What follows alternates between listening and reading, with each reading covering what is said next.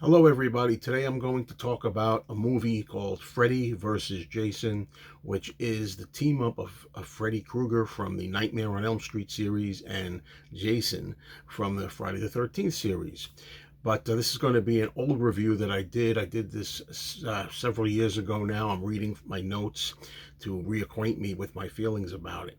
I remember seeing this in a movie theater in 2003, and this was a movie, like a lot of fans of horror, that I couldn't wait for such a long time. I really wanted this. I remember when I saw Jason Goes to Hell. That was the 1993 Jason movie, and at the end there was a cameo by Freddy Krueger.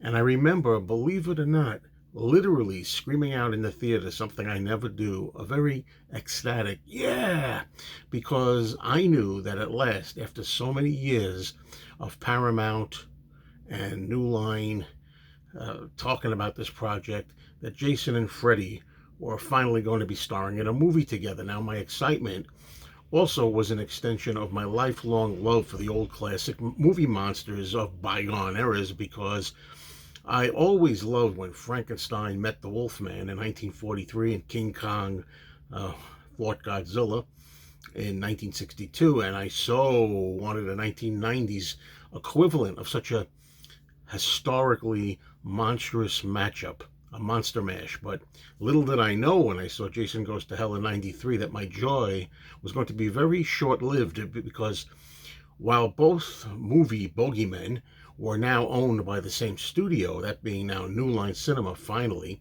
trying to come up with a feasible story was another issue entirely, as things would pan out. Uh, how do you take a Nightmare on Elm Street and pair it up with Friday the 13th? Both franchises seemed so very different, and Freddy versus Jason would be stuck seemingly eternally in development hell for 10 long years. All sorts of desperate and silly storylines were proposed and rejected. And then along came director Ronnie Yu and writers Damian Shannon and Mark Swift, who I think came up with a highly workable scenario that was a smart way to have both characters figure into the plot line. Now, when I first saw this movie, I was so ecstatic, I was thinking it was a 4-star movie. I gave it 4 out of 4. And over the years that have passed, I've come down to earth a little bit more. I'll give you my final rating out of 4 stars at the end. But as Freddy vs. Jason opens, Freddy Krueger is enraged that kids of Elm Street have forgotten all about him.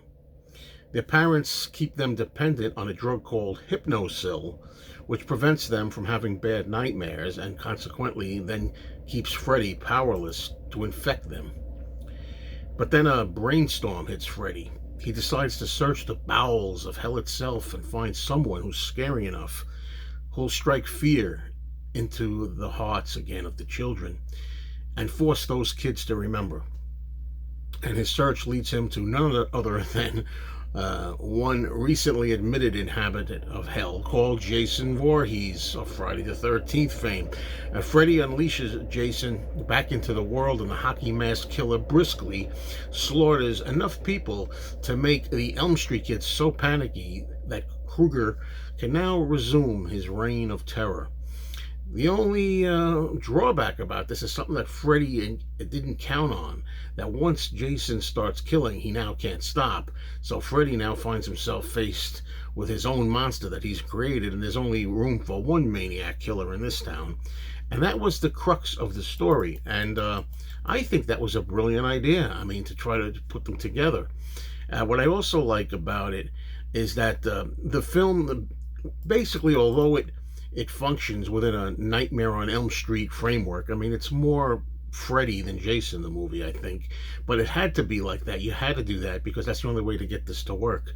But even as a Friday the 13th fan, it's okay with me because it's the only real way it could work.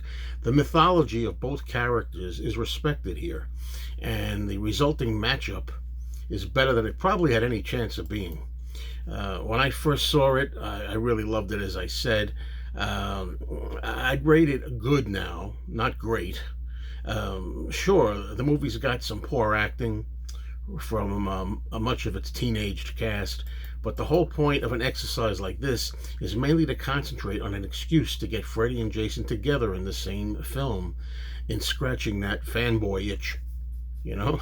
So the Battle of the Titans is very satisfying, and there is enough dedication paid to both characters, along with nods to both their origins that are interwoven into the story. And finally, the ending sequence, which I will not spoil here, as to who won, was ingeniously ambiguous.